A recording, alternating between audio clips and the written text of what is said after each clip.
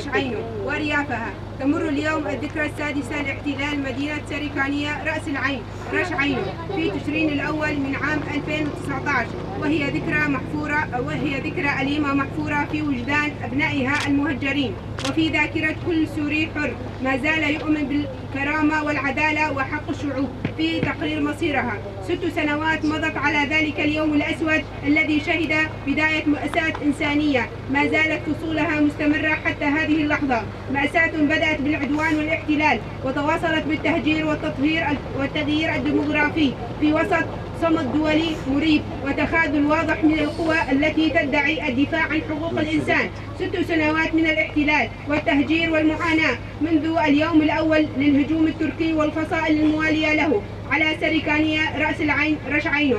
اضطر عشرات الآلاف من المدنيين إلى النزوح قسرا من منازلهم تاركين وراءهم كل شيء، أرضهم ممتلكاتهم ذكرياتهم وأحلامهم، حيث تحولت المدينة التي كانت رمزا للتعايش بين مكوناتها الكردية والعربية والشيشانية والسريانية التركمانية والشركسية إلى ميدان مفتوح للنهب والدمار. وفي سنوات ال6 الماضية لم تتوقف الانتهاكات بحق أهلها من قتل وخطف وتعذيب وابتزاز إلى مصادرة الأراضي والمنازل وتغيير معالم المدينة وهويتها التاريخية والثقافية. أما الانتهاكات المستمرة لقد وثقت من قبل منظمات حقوقية محلية ودولية مئات الحالات من القتل العمد والتصفية الميدانية بحق المدنيين نساء ورجالا وأطفالا، الاستيلاء على الممتلكات العامة والخاصة وتحويل المنازل إلى مقار عسكرية، الاعتقال التعسفي والاختفاء القسري لعشرات المواطنين، فرض الأتاوات والضرائب القسرية على السكان الأصليين القلائل الذين بقوا، تدمير القرى والحقول الزراعية وحرمان الأهالي من مصادر رزقهم، الاعتداء على النساء وممارسة سياسات ممنهجة من الإذلال والتجويع. كل ذلك جرى ويجري في ظل الاحتلال معلن وغياب تام للمساءلة والمحاسبة. صمت دولي قاتل.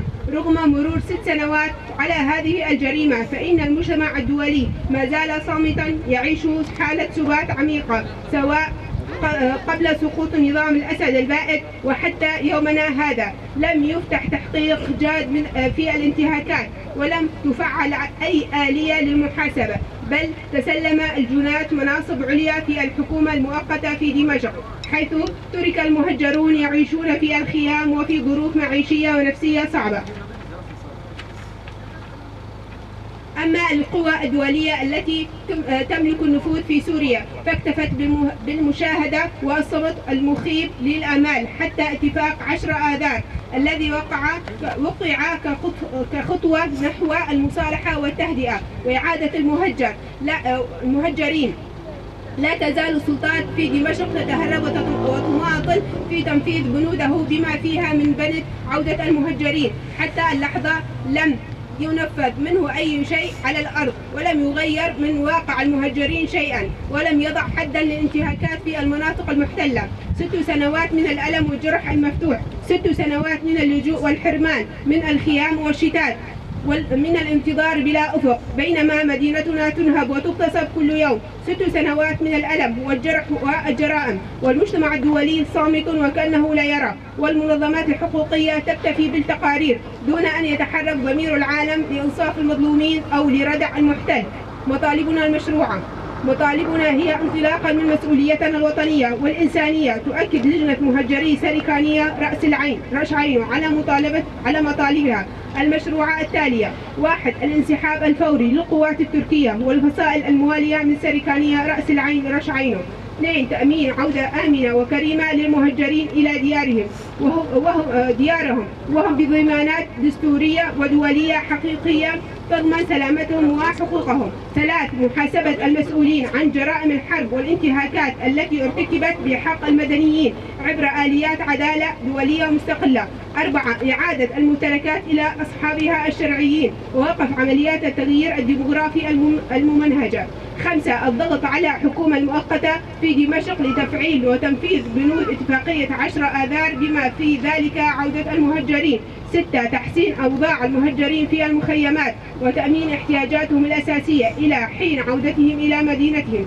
واجباتنا الوطنية والمجتمعية: إننا في لجنة مهجري سريكانية رأس العين ورش عين نؤمن بأن القضية ليست قضية مدينة فحسب، بل قضية وطن وعدالة وكرامة، وعليه فإننا ندعو كافة القوى الوطنية السورية إلى تجاوز خلافاتها والعمل الجاد لإنهاء الاحتلالات الأجنبية، المنظمات المدنية والإعلامية إلى مواصلة تسليط الضوء على معاناة المهجرين وفضح جرائم الاحتلال، الشباب والناشطين إلى التمسك بالهوية والانتماء والذاكرة الجماعية، وعدم السماح بطمس معالم سريكانية رأس العين رش عينو الأصلية، المجتمع الدولي التي إلى تحمل مسؤولياته القانونية والأخلاقية اتجاه ما يجري في مناطق الاحتلال، وإيجاد آليات عملية لإنصاف الضحايا. 6 سنوات مرت علينا ولكننا لن ننسى سريكاني رأس العين رش عينو، ستبقى لنا وستعود لأهلها مهما طال الزمن. نحن المهجرون اليوم ولكننا أصحاب الأرض والتاريخ والحق، وسنظل نطالب ونعمل بكل وسائل السلمية حتى تتحقق العدالة وتعود مدينتنا حرة كريمة آمنة. كرد المعايير هرمي تنه 44 كسر دستسرکرنا مال سویلان بقاسی 6300 دستسرکرنا دکان بازرگانی بقاسی 1009 دستسرکرنا عرض چاندنی کردان هما تام بویا 98 سدی هجمار مالبات کل هرم هاتن بجهکرن 3200 مالبات هجمار مالبات کو برخصتن تروریست و گریداین ناف داعش جی هفته 5 مالبات هجمار گوندن کو قسم هاتن هلوشاندن 5 گون هجمار گوندن کو بالتواهی هاتن هلوشاندن گوند عین حصان کو بغوریا برگه و کامپین پروردهی لشکری گوندن کو نشتجهن خوین رسن هاتن بالاکرن 65 گون بویرن تجاوز الباجار و گوند وارن وی 15 بویرن گرتن و دابون و اعدام الميداني وشکنجه 1275 بویر هجمار دوزن شر ناخویی دنابرا تراسکوسیون چکداری ده 130 بویر هجمار کشتن لسر سینورن ترکیه 20 بویر هجمار بمباران کرنه 75 جاران هجمار سیویل نوندایی و کسن تکلدار 72 دوز هجمار تورن قاچاق کرن موره و بنج سینورن درباز دکن 22 دوز هجمار گوندن کو مادرین هجبر لی هاتیه چاندن 5 گون